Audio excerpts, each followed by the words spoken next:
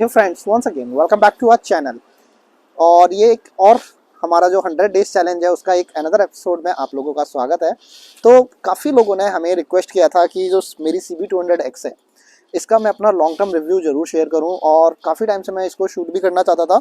But मैं एक अच्छा सा ना अट्रैक्टिव नंबर तक इसको चलाने का सोच रहा था कि मैं एक अच्छे टाइम के बाद इसको मैं एक्सपीरियंस के बाद ही इसका रिव्यू शेयर करूं। रिव्यू शेयर करने में यूट्यूब कंटेंट के चक्कर में कोई जल्दबाजी ना करूं। तो अभी हमारी बाइक के जैसा कि आपने देखा 20,000 किलोमीटर्स हो चुके हैं, और 20,000 किलोमीटर्स के साथ ही मेरी बाइक को मैंने सितंबर 5, 2021 में लिया था। तो इसको ऑलमोस्ट सवा साल से ऊपर हो चुका है, और इतना यूज़ करने के बाद सवा साल प्लस 20,000 किलोमीटर्स इतना यूज़ करने के बाद अब मैं ये अपना रिव्यू शेयर करने वाला हूँ। तो दोस्तों, सबसे पहले शुरू करते हैं अपने ओवरऑल रिव्यू से। जैसा कि आप देख सकते हैं, जब आपने ये गाड़ी डिलीवरी के टाइम देखी थी तो ये मेटालिक सिल्वर कलर की बाइक थी। नाउ इसका कलर हमने थोड़ा सा मॉडिफाई किया है। तो इसे जो एक्टिवा 6G में होंडा का ओरिजिनल पेंट होता है, हमने इसे कलर कस्टमाइज़ करवाया है मॉडिफिकेशन के तौर पर। तो पहले मैं ये बता देता हूँ कि सेम बाइक है ये वही, बस इसका कलर अब हमने मैट ग्रे करवा दिया है, और बाकी इसमें और कुछ चेंज नहीं है। कलर्स का इन्वर्जन हुआ है थोड़ा सा। तो आप ये मत सोचिएगा कि मैं किसी अदर बाइक का रिव्यू कर रहा हूँ। नाउ सबसे पहले करते हैं अपना इन्वेस्टमेंट। जब ये मैंने बाइक परचेज़ की थी, ये नियर अबाउट मुझे 1,72,000 की मुझे ऑन रोड ये बाइक पड़ी थी, जो मेरा ये फर्स्ट यूनिट था। और उसके बाद हमने इस बाइक के साथ लेते ही फर्स्ट सर्विस कराई। फर्स्ट सर्विस के बाद में इस बाइक पर हमने जो स्पीति वैली का पूरा सर्किट था, मनाली से होकर गए थे, अटल टनल वगैरह सारा क्रॉस करके, और नाको से वापस आए थे शिमला के रूट से। तो वो हमने इस पर पूरा कवर किया था, और वहाँ पर आपने उस टाइम देखा भी था कि एक 700 किलोमीटर्स का हमने व्लॉग भी अपलोड किया था, जिसमें मैं इसको 700 किलोमीटर्स 22 आवर्स में चला कर लाया था।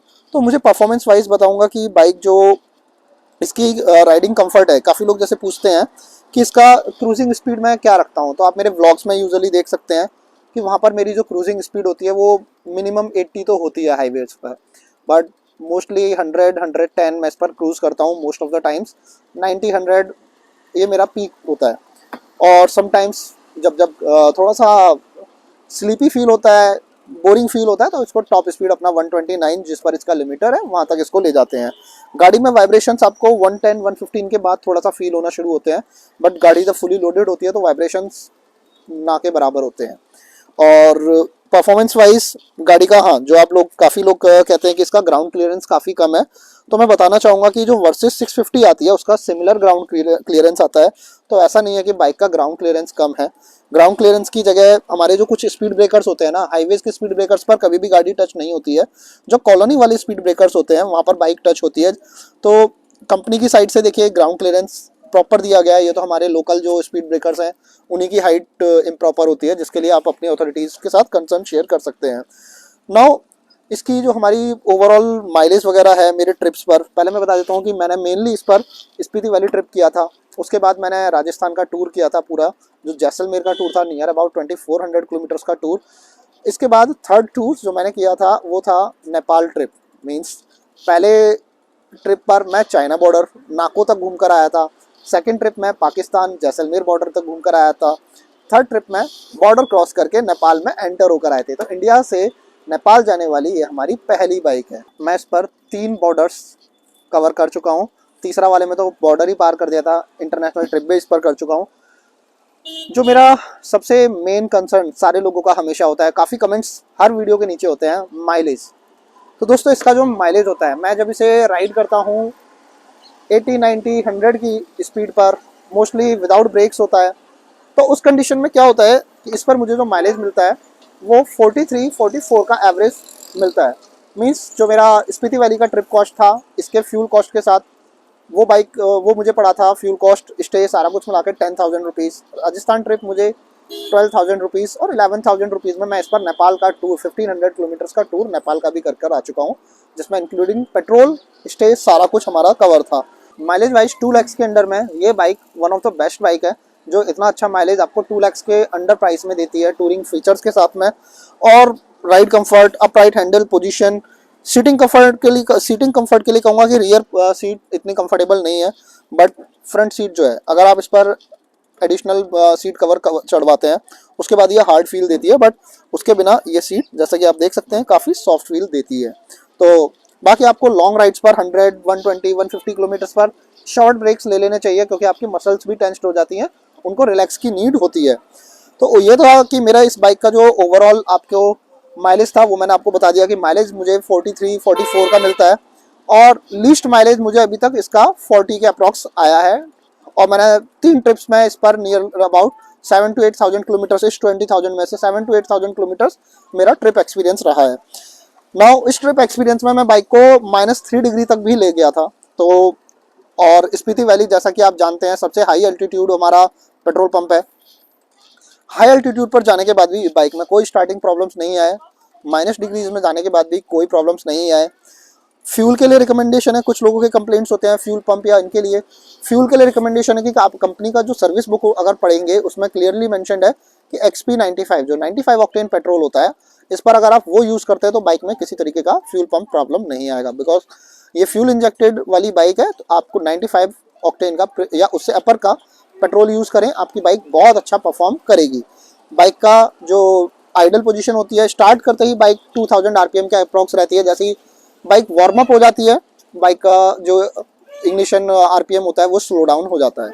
नाउ आप बाइक का कलर तो देख ही चुके हैं, और इसके अलावा मेरी जो जनरल मेंटेनेंस होती है इस बाइक की, पर सर्विस 700 रुपीज़ का इसमें इंजन ऑयल डलता है, 300 to 400 रुपीज़ का इसमें जनरल लेबर कॉस्ट लगता है। तो अभी तक मेरी इस बाइक की 20,000 किलोमीटर्स में 5 सर्विसेज हो चुकी हैं, जिसमें फ्री वाली सर्विस 3 पहले जो आपको सबको मिलती हैं, और 2 सर्विसेज का मैं अपना एक्सपीरियंस बता चुका हूँ। तो सर्विस कॉस्ट मिलाने के बाद भी ये बाइक की आपकी जो मेंटेनेंस सर्विस होती है, एक जनरल सर्विस, वो 1100-1200 में हो जाती है। थोड़ा सा टैक्सेस और लेबर कॉस्ट का फ़र्क आता है डिफरेंट स्टेट्स में, इसलिए मैं 11 से 1200 का स्लैब आपको बता रहा हूँ। नाउ बाइक के स्पेयर पार्ट्स की बात करते हैं। इस 20,000 किलोमीटर्स में नियर अबाउट 17,000 किलोमीटर्स पर मेरे जो रियर स्प्रोकेट, ये चेन स्प्रोकेट सेट है, ये रिप्लेस हुआ था, और इसमें हॉर्नेट वाला ही चेन स्प्रोकेट सेट लगता है। तो लेबर कॉस्ट इंक्लूड करके वो भी हमें सिर्फ 15 से 1600 रुपीज़ में मिल गया था। और इसके मैंने ब्रेक्स आगे पीछे दोनों ब्रेक पैड्स डलवाए हैं, वो हमें 1000-1200 रुपीज़ के अप्रॉक्स में वो दोनों डल जाते हैं, जो कि आपके हीरो या अदर बाइक्स में 2000-3000 रुपीज़ कॉस्ट करते हैं। इसके फ्रंट और रियर ब्रेक पैड्स पूरा कॉम्बो सेट आपको नियर अबाउट 12 से 1300 मैक्सिमम रुपीज़ में इंस्टॉल हो जाता है। उसके अलावा अभी तक मेरी बाइक में और कोई पार्ट रिप्लेस नहीं हुआ है। तो ये इसका कुछ ओवरऑल मेंटेनेंस कॉस्ट आप जान चुके हैं कि सर्विस और जो स्पेयर पार्ट्स 20,000 किलोमीटर्स में मेरे चले हैं। चेन वैसे कंपनी कहती है कि 10,000 के बाद चेन कभी भी चेंज हो सकती है। अगर आप टाइमली ल्यूब्रिकेट और ये सब करते हैं, मेंटेनेंस प्रॉपरली रखते हैं, तो चेन आपकी 17-18,000 किलोमीटर्स तक चल सकती है। ब्रेक्स जल्दबाजी कोई नहीं होती, ये आप कैसे ट्रैफिक कंडीशंस में अपनी बाइक चलाते हैं उस पर डिपेंड करता है कि ब्रेक्स आपके जल्दी चेंज होंगे या टाइम ज़्यादा लगेगा उनको। और इसके अलावा मेरी बाइक में आप देख सकते हैं कोई भी पार्ट अभी तक रिप्लेस नहीं हुआ है। नेक्स्ट बात करते हैं बाइक के मॉडिफिकेशंस के बारे में। मॉडिफिकेशंस में मैं आपको बताना चाहूँगा कि मैंने इसमें अभी तक सिर्फ एक ये क्रैश गार्ड इंस्टॉल करवाया है। इसके अलावा ये टूरिंग लाइट्स पहले मेरे लेग गार्ड पर नीचे लगी हुई थी, जो ये फॉग लैम्प्स है, ये मैंने न्यू लैम्प्स लगवा दिए, और पुरानी वाली मैंने मूव कर दी अपनी हॉर्नेट में। तो ये जैसा कि आप देख सकते हैं, ये लोअर बीम हाई बीम दोनों है इसमें, लोअर बीम येलो है और हाई बीम वाइट है। और बाइक का यहाँ पर फ्रंट में लगाने से इसका लुक भी इनहेंस हो चुका है। तो जैसा कि आप ये देख सकते हैं कि इसमें सिर्फ एक फॉग लैम्प्स, ये क्रैश गार्ड और एक मोबाइल होल्डर मैंने इंस्टॉल कराया था। इसके अलावा एक रिसेंट मॉडिफिकेशन जो मैंने अभी करवाया है वो है ये इसका फ्लैशर। जैसा कि आप देख सकते हैं इसमें फ्लैशर मल्टी मोड फ्लैशर है, कोई एक्स्ट्रा स्विच इंस्टॉलेशन नहीं हुआ है। यहाँ पर आप ये डिफरेंट मोड्स देख सकते हैं कैसे अलग अलग ब्लिंक कर रहा है। ये जितनी बार आप इसको ऑन ऑफ करते हैं तो ये आपको डिफरेंट पैटर्न्स देखने को मिल जाते हैं। और ये काफ़ी बजट में मैंने इंस्टॉल कराया था करोल बाग से। इसमें जो आपका स्टॉक स्विच है, इसी स्विच से ये फंक्शन करने लग जाता है। जितनी बार आप करेंगे, आप यहाँ फोकस करके देख सकते हैं कि जितनी बार आप स्विच को ऑन ऑफ करते हैं डिफरेंट पैटर्न ऑन होता है। तो और अगर आप सिमटेक वाला लगाना चाहते हैं तो वो यहाँ आपका लेफ्ट स्विच से, टॉगल स्विच से ऑन ऑफ हो जाएगा। फिर आपका ये जो राइट साइड पर हैजार्ड स्विच था ये यूजलेस हो जाता है अगर आप सिमटेक इंस्टॉल करते हैं। ये एक बड़ा रीज़न था कि मैंने सिमटेक को प्रेफर ना किया और मैंने ये दूसरा इसमें लगवाया है। तो मॉडिफिकेशंस आप देख चुके हैं। जनरल मैंने बहुत ज़्यादा मॉडिफिकेशन नहीं करा है, बट स्टिल जब मैं रोड पर ट्रैवल कर रहा होता हूँ तो सबसे पहले जो मुझे लोगों का एक पब्लिक रिएक्शन मिलता है वो इसके लिए मिलता है कि लोग पूछते हैं ये आपने नकल गार्ड्स कहाँ से लिए हैं। तो ये जो नकल गार्ड्स हैं लोगों को लगता है कि ये आफ्टर मार्केट लगवाए हुए हैं। फिर जब मैं उन्हें बताता हूँ कि होंडा के स्टॉक हैं ये, तो कहते हैं दीज आर रियली ब्यूटीफुल और अमेजिंग। मतलब इंडिकेटर के साथ इतने अच्छे हैं नकल गार्ड्स, हैंड गार्ड्स जो हैं वो किसी ब्रांड में अवेलेबल नहीं है। इवन 5-6 लाख की जो बाइक्स भी आती है ना, इवन होंडा की खुद की 500X, उसके अंदर भी इस टाइप के फैंसी या स्ट्रॉन्ग नकल गार्ड्स नहीं मिलते हैं। और ये काफ़ी स्ट्रॉन्ग है, आप इसके लुक पर मत जाइए, ये काफ़ी स्ट्रॉन्ग है। मेरी बाइक 1-2 बार गिरी भी है, खड़े खड़े गिर जाती है, कोई छेड़ देता है, तो ये टूटने के नहीं है। बाकी विंड स्क्रीन के लिए जैसा कि आप देखते हैं मैं लॉन्ग टूर्स करता हूँ, उसमें इस विंड स्क्रीन में कोई वाइब्रेशन नहीं आता है।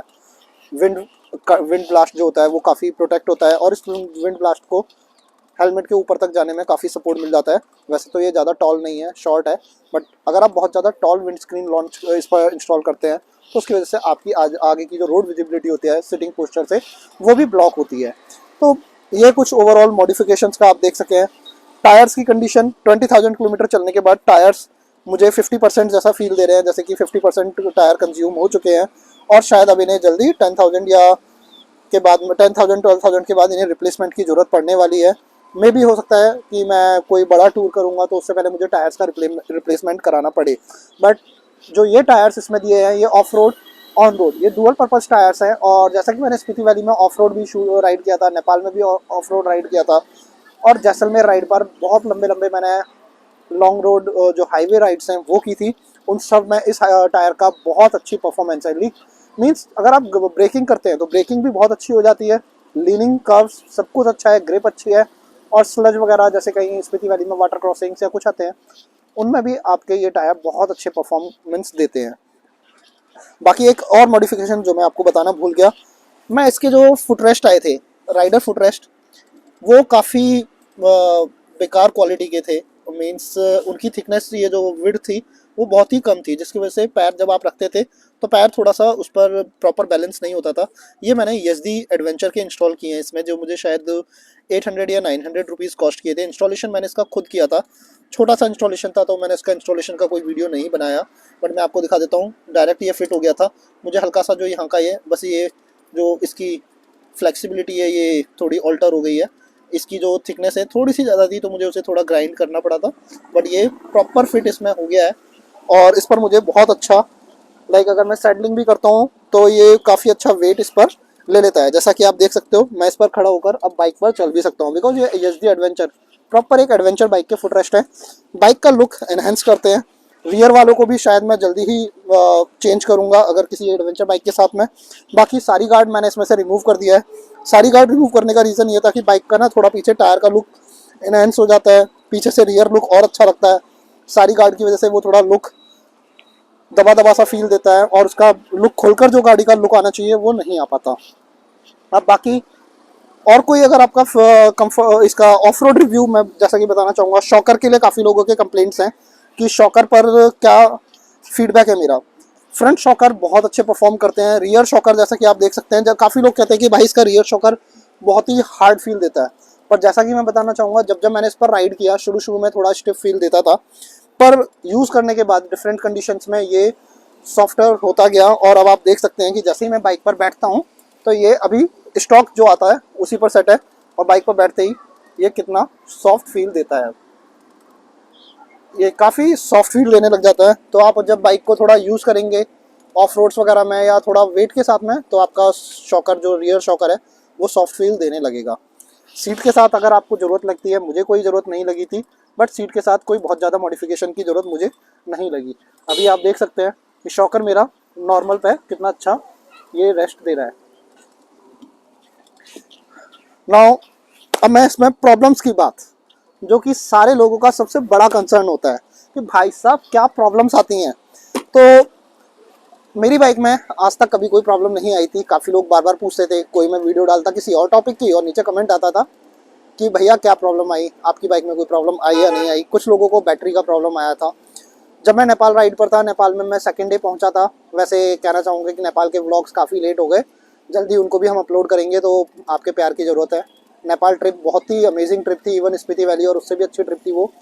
और जैसा कि मैंने बताया 12,000 रुपीज़ में नेपाल का ट्रिप दिल्ली से, तो काफ़ी लोगों का सपना होता है फॉरेन ट्रिप करने का। भाई बहुत बड़ा फॉरेन तो नहीं है, बट इंडिया के नेबरिंग कंट्री का ट्रिप आप 12,000, मतलब जितना आप दिल्ली से मनाली शिमला का ट्रिप करते हैं उसमें आप एक बाइक राइड कर सकते हैं नेपाल जैसे ट्रिप का।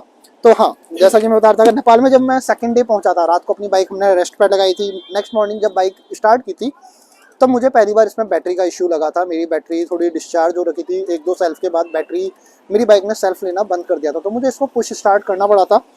बट उसके बाद मैंने थोड़ा सा प्रिकॉशंस लिए, तो जब मैं बाइक को राइड कर रहा था तो बाइक की बैटरी, जैसे कि मैंने अभी ऑन छोड़ी हुई है, उस टाइम मैं ऐसे बाइक की बैटरी को ऑन नहीं छोड़ रहा था, मैंने थोड़ा सा अवॉइड किया। ट्रिप से वापस आते ही मैंने सर्विस सेंटर को इसके रिगार्डिंग इन्फॉर्म किया, तो सबसे पहले उन्होंने क्या किया कि बैटरी को अंडर वारंटी रिप्लेस कर दिया। फिर जो उन्होंने बैटरी प्रोवाइड की थी, मैं जैसा कि मेरे पास हॉर्नेट बाइक भी है दूसरी, तो मैं मोस्टली उस बाइक को यूज़ करता हूँ, इसको कम यूज़ करता हूँ। कुछ दिन में जो उन्होंने बैटरी प्रोवाइड की थी वो अगेन ड्रेन हो गई थी। देन उन्हें पता चला कि प्रॉपर चेक करने पर कि बाइक का जो चार्जर है वो प्रॉपर फंक्शन नहीं कर रहा है। स्टार्ट करने के बाद वो 14 वोल्ट का करंट यहाँ पर शो करता है मीटर में, जो यहाँ पर आपका बैटरी में मीटर शो होता है।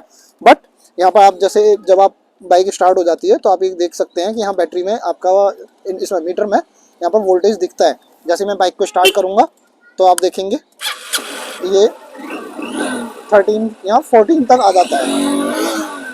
ये तो क्या होता है कि ये वोल्टेज तो प्रॉपर दिखाता था, बट मे बी शायद एम्पियर उतना प्रोवाइड नहीं कर रहा था कि बैटरी प्रॉपर चार्ज हो सके। तो एक बार उन्होंने बैटरी को अपने यहाँ चार्जर से चार्ज किया, बैटरी चार्ज हो गई थी, सेम बैटरी। फिर उन्होंने रिक्वेस्ट डाला और मेरी बाइक का बैटरी चार्जर को रिप्लेस किया।